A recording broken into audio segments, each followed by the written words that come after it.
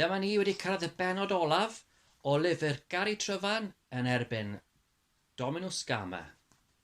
Pennod 9, y Rownd Olaf. Wrth nesau at y groesffordd heb weld yr MG yno'n ei haros, dechreuodd calon Elen gyflymu. Beth os bu cam ddeall rhwng y dynion a'i bod hi wedi ei gadael yma ar ei phen ei hun? Ond cyn iddi gyrraedd y fan, fe'i tawelwyd pan welodd Gari Tryfan yn llamu dros glwyd ac yn rhedeg i'w chyfarfod. Mr Tryfan, meddai, sio dethoch chi, lle mae'r car? Yn y car na, roeddwn i'n eich gweld chi'n dod dros y rhyw co.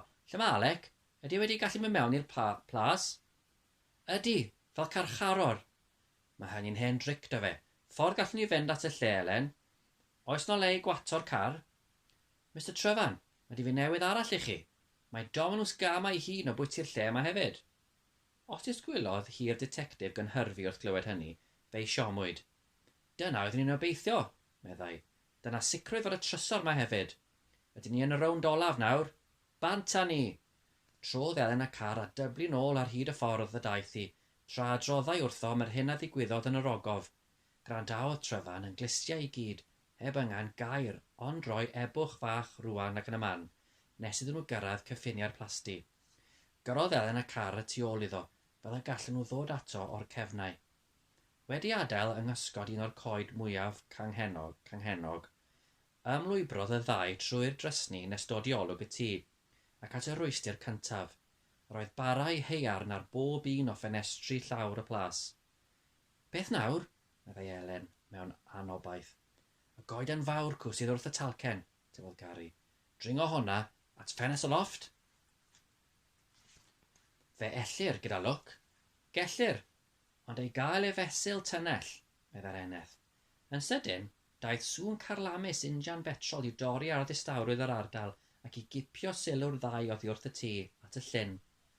Dominws Gama, mae'n croesi'r ogof at y trysorau. Dewch, fe groeswn ni neu'r garej sy wrth y goeden tra bydden nhw'n y ffrynt yn gwylio'r bad. Ond beth am y trysorau, Mr Tryfan? Fe fydd yn ddigon buan i ni feddwl am y reini pan fydd yn dod â hwy mas. Dewch, y garej amdani. Roedd Tryfan yn iawn. Sefyll yn ffenest y lolfa yn gwylio'r cwch a wna'i Marcus Pryor a'i wraig. Ond sefyll ydy'r gair am ddawnsio yn ei hunfan mewn balchder. Gwych, Marcus, gwych! Mae'r llygoden yn mynd ar ei phen i'r trap. Mae'n paradwys ni yn y golwg, cariad. Brasilia, dyma ni'n dod. Gyda'n ffortiwn wedi rwymo amdano ni, a phob tystiolaeth sy'n herbyn ni wedi ei chladdu yng nghrombil y mynydd. Ac yn lludw'r plas, ychwanegodd yntau, gan ddawnsio o ddifrif rwan. Pryd gael bwyso'r botwm, Teresa, mae mysydd i'n asu am gael ei wasgu. Rwch ddigon amser iddo gael mynd i mewn ymhell cyn i ni ffrwydro'r lle. Redodd ato ar flaenaeth rad a dal ei breichiau iddo i chynnwys hithau yn ei ddawnsio. Am funud neu ddau, buont yn camu fel rai wedi ymgolli, ond yn ansydyn, redodd hi nôl at y ffenest. Mae bron a chyrraedd, meddai. Ewch i dywall a paraffin ar y grisiau, Marcus, ac yna ewch i wisgo'ch dillad gorau, i ni fod yn barod i gychwyn yn union wedi i ni danio'r ogof. Fy dillad gorau, Teresa, oedd y dyn. Eich siwt air, cariad, ein ffortiwn ni'n dau. Chwarddodd y ddau, gan gofleidio ei gilydd, wedi gwirioni efo'i triciau dieflig. Clamp o folfo mawr, a hwnnw'n llawn o fagiau lleder. Mae da rain ddigon o arian, Mr Tryfan. Oes, a digon o ofon hefyd, goia i. Popeth yn barod fel y gallen nhw ffoi unrhyw funud. Y cwestiwn i ni yw, beth am Alec? Yn hollol, rwy'n mynd i gymryd golwg ar y ffenestri ffrynt i weld os oes modd mynd mewn ato fe. Rwy'n dod â chi. Mae y ddau allan o'r garej gan gadw olwg y ffenestri gorau gallen nhw. Wrth gropian ar hyd y talcen, tynnwyd sylw Elen gan fflach o heilwen ar wydr y lagonda yn y llwyn y tîf isaf i'r plas, a roddodd bwniad i'r detectif.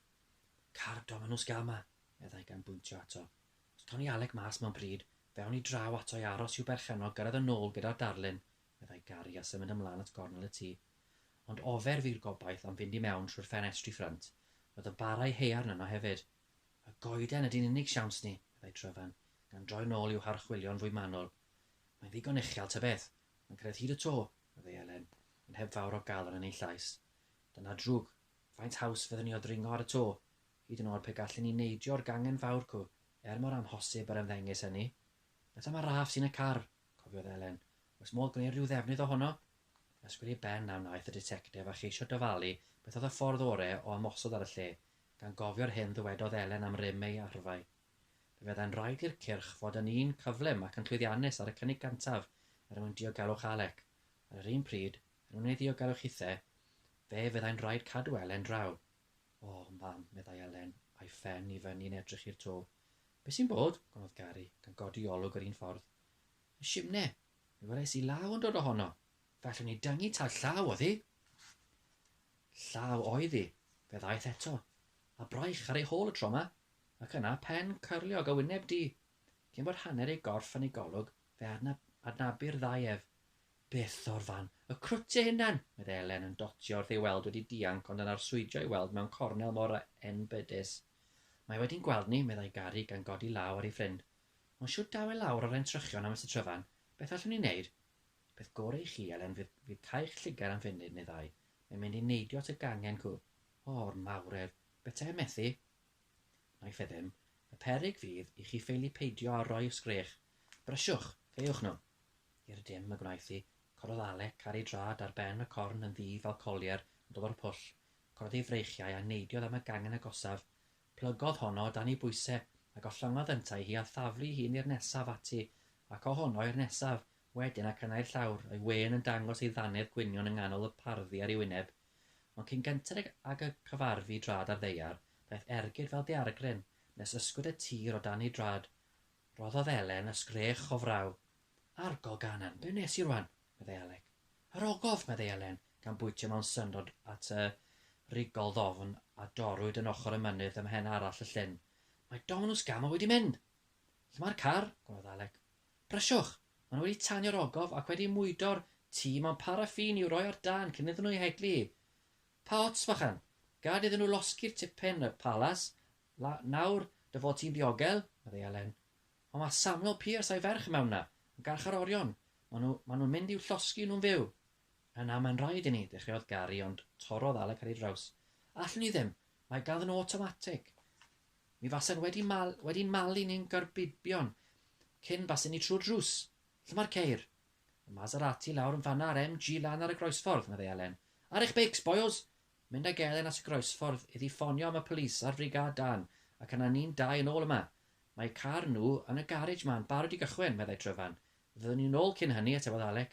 Bant hynny te, meddai detectif o'r edrych at y car gyda'r ddau arall wrth ei gynffon.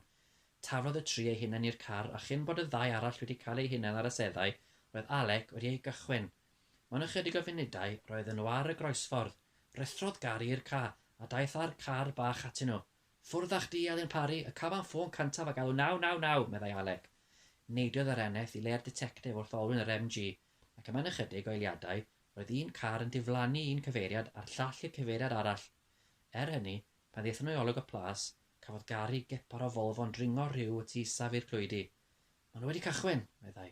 Maen nhw ar yr hewl I Aberystwyth. Welon nhw byth mon o fi, boio. Mi fyddwn ni ar ei gwynt nhw cyn pen chwinciad. Catch your hold ar y tro yma.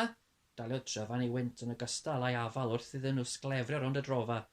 Yna, tîmodd yr olwynion yn brathu wyneb yr hewl wrth iddyn nhw gyflymu eto. Cadw dy ligad ar y nodwydd na, mi fydd ar y cant cyn I ni gyrraedd y tro nesa. Ond be mae drill automatic sydd â nhw? Fall danio arno ni i'n cadw ni nôl, awgrymodd Gari gan wasgu hun i'w sedd rhag cael ei daflu o gwmpas.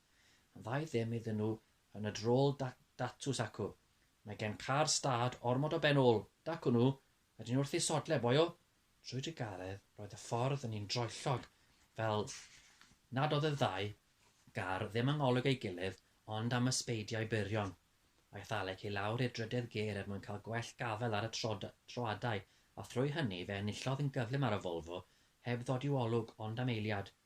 Wedi dod heibio un tro, a gwastad hir o'i blaenau, synodd Tryfan I weld ei bod bron ochr yn ochr ar gelyn ar ddau gar yn llanw'r ffordd.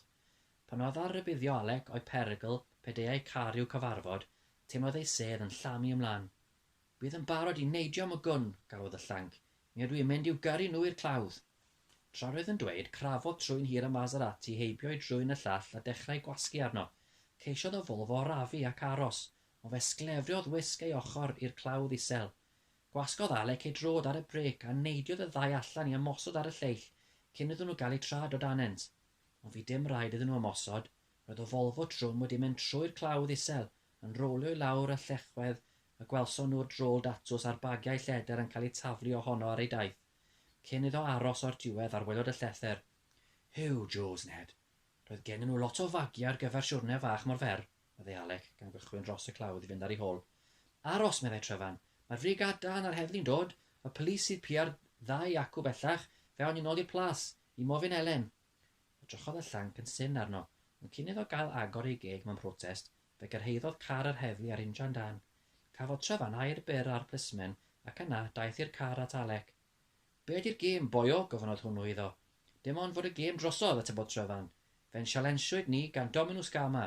Doedd awnelo ni ddim oll a llygad o'r hael, na dim arall. Mwyn y gêm, a deithon ni yma. Fe'n ilson i'r gêm ac felly mae'n bryd i ni fynd siarad thre, yn ôl. Oce, efo ti? Oce, catch your hold. Ac i ffwrdd â nhw i gyrraedd plas Gwener mewn pryd i weld Samuel Pierce a'i ferch yn cael ei cipio o'r fflamau cyn i do hynafol y plasti fynd trwy'r lloriau. Diolch byth am gael dod yn ôl i furu'r ddinas. A ffait ti a sôn eto am lonyddwch cefn gwlad gwboi. Chlywais i ddim siwd fwstwr yn fy mywyd, a'r ffrwydrad hwnnw yn y mynydd a'r trwst pan ddymchwelodd y tîm yn fflamau. Siwgr lumpins, i wyddost yr hen air, cyw a fegur yn uffern yno ymyn o fod. Dinas Caerdydd ydy dy uffen di ac am hynny, oce, dyna ddigon chi'ch dau. Anghofiwch bopeth ond fod dau wedi ei harbed o'r tân, a bod y ddau arall yn ddiogel yn wylo'r polis, a bod y galeri wedi cael ei thrysore nôl, meddai Tryfan, yn awyddus i fynd ymlaen â gwaith y swyddfa. Trysore, Mr. Tryfan? Beth yw hyn? Llygad yr hael a 3 darlun arall wedi ei lapio am y Marcus Prior a'i wraig, wydde ti ddim. Gwerth milodd o bunna o grisia isa, a'r hen Gama wedi meddwl cael ei 5 arnyn nhw. Chaiff hwnnw mae fusedd a ddim mwyach, podab, meddai Elen, y methu'n lan a thynnu ei meddwl oddi ar ddigwyddiadau'r dyddiau diwethaf. Cymaint o'i ofon oeddwn ni, nawr i fod wedi mynd, rwy bron a bod a hiraeth ar ei ole. Hiraeth ni beidio, dyna ddiwedd ar Dominws Gama i negesion Mors, meddai Alec. Fydd dim rhaid i ti fod ofn codi'r ffôn byth eto, yr ein ogan. Pai bod yn rhy siŵr, meddai Gari, nid dyma'r tro cyntaf i ni weld ei ddiweddau. Ar hynny, canodd clwch y ffôn a chwarddodd y tri. Ato bo, fo sy'n na, meddai Alec, a chael modfedd o dafod, Elen yn wobr. Cododd y ffôn. Swyddfa Gari Tryfan, Elen yn siarad. Dywedodd yr adnod arferol gyda gwein braf ar ei wyneb, ond gwywodd y gwein yn araf. Helo, swyddfa Gari. Gollyngodd y derbynydd o'i llaw a chythrodd Alec iddo, a'i glist ar y tapiadau Mors. Beth mae'n ddweud? Gyfynodd yr eneth, yn crynu fel deilen. V-E-G-A-U-N N-I E-T-O-G-U-R-Y. Fe gawn ni eto gwrdd, meddai Alec. Tawn i'n smecs, mae'r bwgan wedi medru dianc eto. Do, meddai Gari Tryfan, ond ni gafodd ein dwylo ar lygad yr hael. Na fe. Gobeithio bod chi wedi mwynhau y llyfr. Gari Tryfan yn erbyn Dominws Gama. A gobeithio bod chi'n wedi joio ein taith ni trwy'r stori. Pob hwyl.